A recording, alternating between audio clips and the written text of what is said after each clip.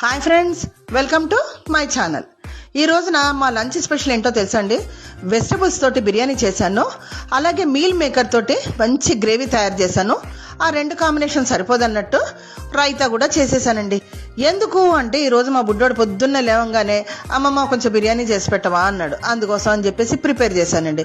ఇదిగో వెజిటబుల్స్ అన్నీ వేసేసి చక్కగా దాంట్లో మసాలా అన్నీ వేసేసి ఫ్రై చేసి స్టవ్ మీద పెట్టానండి.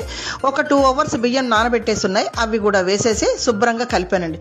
చిన్న మిస్టేక్ అండి, ఇక్కడ దీని తర్వాత వీడియో పెట్టాను కానీ ఆ వీడియో మిస్ అయిపోయిందండి. సో అలా బిర్యానీ రెడీ అయిపోయింది అనమాట. ఇమీడియట్గా మీల్ మేకర్ కర్రీ కోసం అని చెప్పి మీల్ మేకర్ తీసుకొని ఫ్రై చేసేసానండి. దానికోసం కొంచెం టమాటా ఉల్లిపాయలు అవన్నీ వేసేసి కొంచెం జీడిపప్పు బాగా దట్టించానులేండి, కొంచెం పెరిగేసేసి దాన్ని అదిగో చూసారు కదా ఆ గ్రేవీ లాగా తయారు చేశాను అనమాట. ఆ గ్రేవీ చక్కగా మన మీల్ మేకర్లో వేసేసి కలిపేసి ఒక 10 నిమిషాలు పావుగంట స్టవ్ మీద పెట్టేశానండి. చక్కగా బాగా నూనె తేలుతూ బాగా ఉడికేసింది అనుకోండి.